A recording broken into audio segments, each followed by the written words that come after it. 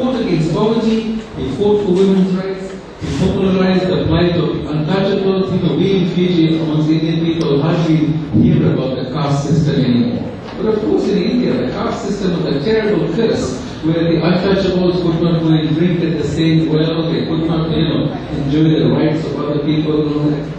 Gandhiji opposed politics based on religions.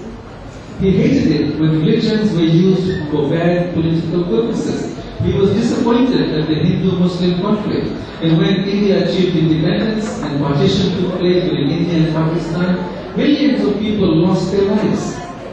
People were slaughtered. And he used to go into the villages and try and stop the slaughter. Even though people threw stones at him, they wouldn't, give him any respect and all that. He went through some terrible tough times. He was often arrested by the British, charged for sedition, and spent years in jail, many times. Just like Nelson Mandela spent 27 years in jail for his belief in the equality of black people. And in the end, what happened in 1948 was he was assassinated by a Hindu extremist. Not a Muslim, not a Christian. It was a Hindu extremist who assassinated him because he believed that Mahatma Gandhi was being too kind to Muslims, too kind to Christians, too kind to all the other religions. So, his life was hard. Let me explain to you some of the doubts that his colleagues and friends had about Gandhi's philosophy. Critics of simplistic non-violence say, it is like fasting, that it only works when your opponents are moral people. It only works when your opponents are rational people. It only works when the people on the other side are prepared to see your point of view. And some people believe that the British gave in the end because at the heart of British policy, although they were exploitative in India, there was a certain morality and openness in British society which is not there in other places. So in South Africa, Mahatma Gandhi admitted his policy of non-violence was a total failure. Mahatma Gandhi used to say during World War II, let the Germans come and invade Britain, let them kill as many Jews as you like. But of course, the 6 million Jews who died, they would get no comfort from that. Non-violence in certain situations does not work when the opponent doesn't believe in morality. And there are many people in India, historically in India, who believe that Gandhi's policy of non-violence delayed independence for India by 20 years. People like Subhash Chandra Bose and others who believe that you've got, 50, 100,000 British people ruling a country of 300 million Indians, why can't they just throw them out? And they believe that Gandhi's philosophy of non-violence held back India. Mahatma Gandhi, he opposed Nehru's policy of industrialization. When Nehru became Prime Minister in India, he wanted to go into large-scale industrialization. Mahatma Gandhi said, no, let's stick to cottage industries, make our own things and all that. Let's have protectionism, let's close off the economy. Many economists believe that Gandhi's policy set India back by 20 years. It was only about 20 years ago when India opened up to world trade and all that, then Indian economy began to grow. But Mahatma Gandhi also believed in sustainable development in the environment.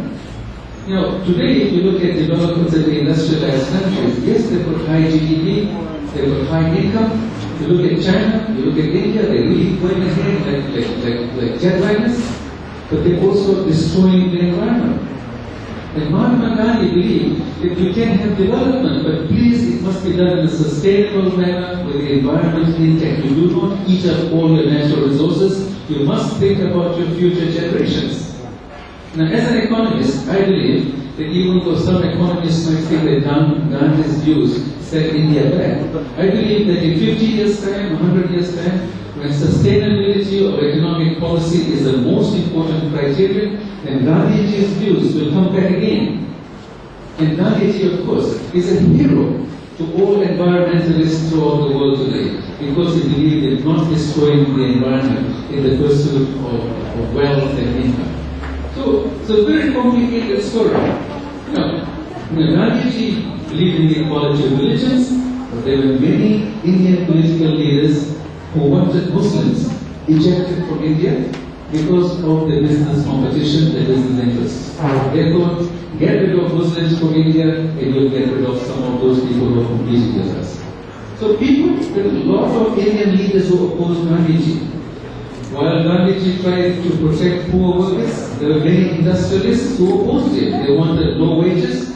They wanted to make sure that their profits were high so that they could expand their businesses. And of course, what Gandhiji saw in India, it was what Father Kevin Barr has said in Fiji in his fight to increase wages in Fiji. It's crony capitalism, where people are able to stop the improvement of wages. In the end, what is very clear from those who have written honestly about Gandhiji, he felt betrayed by many Indian political leaders. And he felt very, very sad because many of them were his friends. And in the end, he found that they were looking after their own selfish self-interest. Gandhiji sympathized with the untouchables. He called them the Harijans, children of God. But there's another great leader in India called B.R. Ambedkar, who disagreed with the way Gandhiji treated untouchables. Gandhiji opposed special seats in parliament for them.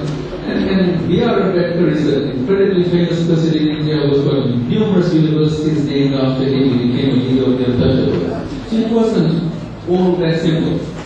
Gandhiji fought for the equality and education of women, but he was opposed by many conservative Hindu and Muslim leaders who want to keep women in the home.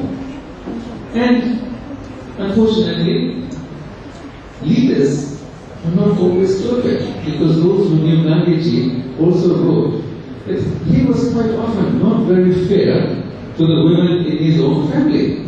He was a bit of an authoritarian figure towards his own wife, Kasturbai. He was a bit of a dictator to his own son, who he didn't let him go to study in England. He didn't let him marry the woman that he wanted to marry.